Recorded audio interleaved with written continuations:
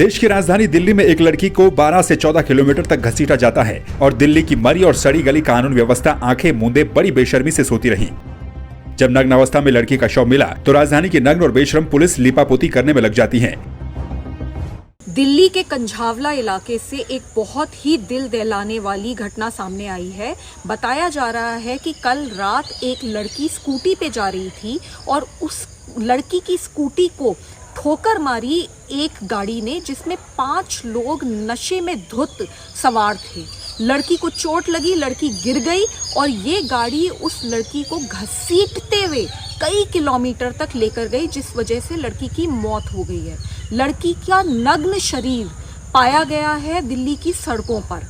ये बहुत ही ज़्यादा डराने वाली घटना है और हमने समन्स इशू करे हैं दिल्ली पुलिस को, क्योंकि सबसे पहले तो वो ये हमें आकर एक्सप्लेन करें कि क्या हुआ और लड़की को इंसाफ कैसे दिलाया जाएगा। बहुत बेहद शर्मनाक घटना है और समझ में नहीं आता कि हमारा समाज किस तरफ जा रहा है, जब कुछ लड़कों ने अपनी गाड़ी से एक लड़की को कई किलोमीटर तक घसीटा और उसकी बहुत दर्दनाक मौत हो गई।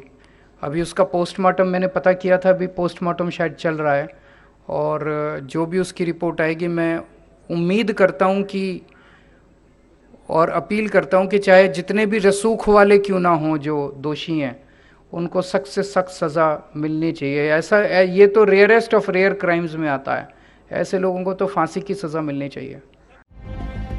जब पूरा देश नए साल के जश्न में मशगूल था, देश की सबसे हाईटेक पुलिस माने जाने वाली दिल्ली पुलिस सुरक्षा व्यवस्था पुख्ता होने के लाख दावे कर रही थी।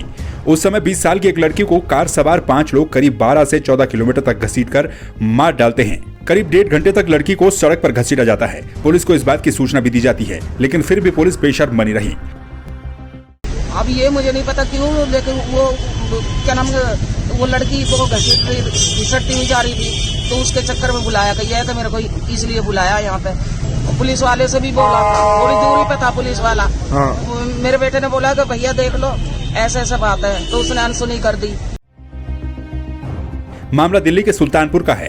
कार के टायर में फंसी युवती को कार सवार बहुत बेरहमी से घसीटते हैं। जिसने भी युवती का शव देखा उसके रोंगटे खड़े हो गए। उसकी हालत ये हो गई कि उसकी सारी की सारी हड्डियां चकनाचूर हो गईं। उसके शरीर पर एक भी कपड़ा नहीं बचा। युवती के दोनों पैर, सिर और शरीर के अन्य हिस्से बुरी तरह से कुचले गए। यहाँ तक कि लड़की के पैर तक गायब हो चुके थे। पुलिस पर आरोप है कि उसने बिना जांच के ही कह दिया कि युवती के साथ रेप नहीं हुआ। परिजनों ने पुलिस की कार्रवाई पर सवाल खड़े किए हैं। मृतक युवती के मामा ने कहा कि मैं पुलिस की कार्रवाई से सहमत नहीं हूं। डीसीपी ने कहा था कि आरोपी लड़कों ने दुष्कर्म नहीं किया। परिवार ने कार्रवाई में ढिलाई की भी बात कही है। मेरी बेटी नु कह रही थी मैं मम्मी इवेंट पे जा रही हूँ, मेरा आज का काम है, मैं रात तक आ पाऊंगी। इवेंट का तो रात का ही काम होता है, शादी ब्याह क्या। सर उसके साथ एक्सीडेंट हुआ, गलत भी करा उसके साथ, सब कुछ गलत भी करा। सर एक्सीडेंट से कपड़े फटते हैं, पहले भी उसका एक बार एक्सीडेंट हुआ है तो सारी घसड़ गई थी। अब के एक्सीडेंट में ना तो उसका शरीर हमें दिखाया जा रहा और एक भी कुछ तो कपड़ा मिलता, तन पे कपड़ा तक भी नहीं है सर, उसके एक भी तन पे कपड़ा नहीं है। सर मुझे पूरी जांच चाहिए, बस इंसाफ की जांच। मेरे दिल्ली पुलिस से कुछ सवाल हैं कंझावला केस के बारे में। सबसे पहले तो दिल्ली पुलिस ये बताए कि लड़की के साथ यौन शोषण हुआ था या नहीं। कहीं ऐसा तो नहीं कि लड़की जा रही थी, कुछ लड़कों ने उसको छेड़ने की कोशिश करी, जब लड़की ने प्रोटेस्ट किया तो उसका ये हाल किया गया। दूसरा वो ये बताएं कि कितने किलोमीटर तक लड़की को घसीटा गया है। तीसरा मुझे ये बताएं कि क्या इतने किलोमीटर तक कोई पीसीआर वैन खड़ी नहीं थी, कोई चेक पोस्ट नहीं था जिन्होंने उन आदमियों को रोकने की कोशिश करी हो। चौथा वो ये बताएं कि क्या कार्यवाही करी गई, जैसे ही जब कॉल आई पहली पीसीआर के ऊपर तो क्या एक्शन लिया गया, उस गाड़ी को ढूंढने के लिए, उस गाड़ी तक पहुंचने के लिए दिल्ली पुलिस ने क्या क्या कार्यवाही करी। पांचवा वो ये बताएं कि ये जो लोग अरेस्ट हुए हैं क्या इनके ऊपर पहले भी कोई मुकदमे चल रहे थे, ये सारे के सारे सवाल बहुत जरूरी हैं जो दिल्ली पुलिस को हमने समन्स इशू करे हैं, उनको हमारे सामने पेश होना है और इन सब सवालों का मुझे जवाब देना है। कब तक ऐसा होता रहेगा? कब तक हमारी लड़कियों को मारा जाएगा और ये सिस्टम सोता रहेगा? ये केस पूरी इंसानियत को शर्मसार करने वाला केस है और बहुत ही ज्यादा भयानक केस है, जो कि नई दिल्ली में, जो कि देश की राजधानी है, वहां पे करा गया और वो भी न्यू ईयर्स ईव पे करा गया। बहुत शर्म की बात है और दिल्ली पुलिस को ये सारे सवालों के जवाब देना बहुत जरूरी है। 31 दिसंबर और 1 जनवरी की दरमियानी रात दिल्ली पुलिस को एक पीसीआर कॉल मिली थी, जिसके मुताबिक सुल्तानपुरी से कंझावला इलाके तक एक कार करीब 4 किलोमीटर तक एक लड़की को घसीटते हुए ले गई थी। लड़की के शरीर में काफी चोटें आई थी। लड़की के शरीर से सारे कपड़े अलग हो गए थे। इसके बाद उसने मौके पर ही दम तोड़ दिया। उस वक्त दिल्ली पुलिस इस मामले को एक एक्सीडेंट बताकर पल्ला झाड़ रही थी। पुलिस ने इस मामले में 5 युवकों को गिरफ्तार कर लिया है और कार को भी जब्त कर लिया। जो अभी तक का इन्वेस्टिगेशन है उसमें हमें ये जानकारी मिली है कि उस लड़की की जो बॉडी थी वो उस गाड़ी में कहीं स्टक की है और वो कई किलोमीटर तक, लगभग 10-12 किलोमीटर तक उन्होंने ड्रैग किया है और फिर वो किसी टर्निंग के दौरान कहीं पर वो बॉडी गिरी है। उसके बाद पुलिस ने एफर्ट्स किया है। रात को जैसे ही हमारे पास इंफॉर्मेशन आई थी, विभिन्न टीम इमीडिएटली बना दी गई थी और उसमें क्योंकि गाड़ी का नंबर एग्जैक्ट हमारे पास नहीं था, तो सीसीटीवी के आधार पर उस नंबर को लोकेट किया गया। फिर टीम्स बनाई गई, एड्रेसेस ढूंढे गए। स्कूटी का जो एड्रेस था, उस जो डिसीज्ड है उस को भी हमने एड्रेस को छानबीन की और उसी के आधार पर जो स्विफ्ट एक्शन था, सभी के सभी जो अक्यूज्ड हैं वो पकड़े गए हैं, वो हमारी कस्टडी में हैं और उस पर फर्दर इन्वेस्टिगेशन जारी है। तमाम पहलुओं पर इन्वेस्टिगेशन किया जाएगा। 5 युवकों को 3 दिन के पुलिस रिमांड पर भेजा गया है। पुलिस का कहना था कि क्राइम सीक्वेंस की जांच और अन्य सबूतों को इकट्ठा करने के लिए 5 दिन की रिमांड दी जाए।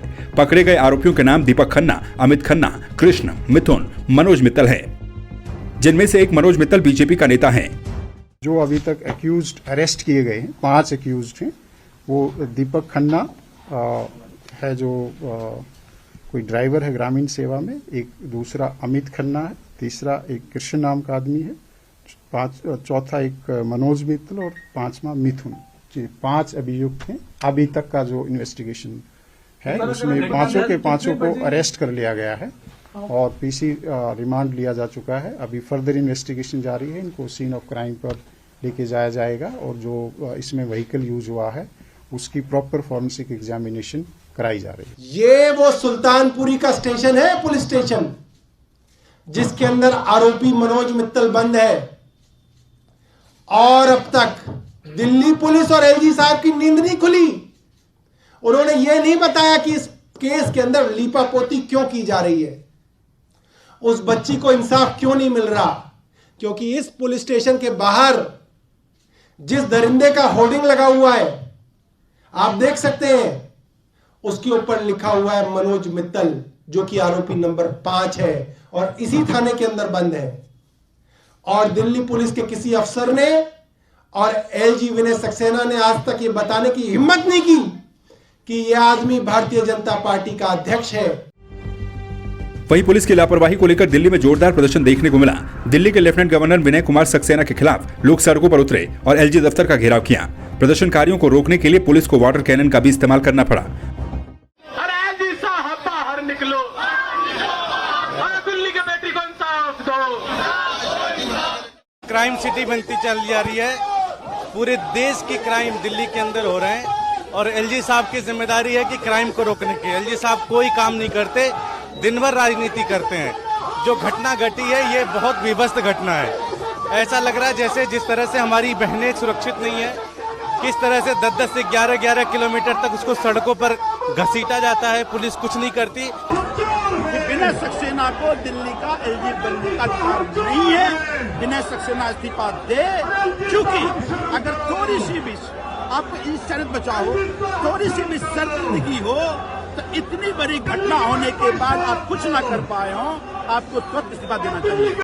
बहरहाल मामले को लेकर दिल्ली समेत पूरे देश में आक्रोश है और लोग आरोपियों को सख्त से सख्त सजा देने की मांग कर रहे हैं।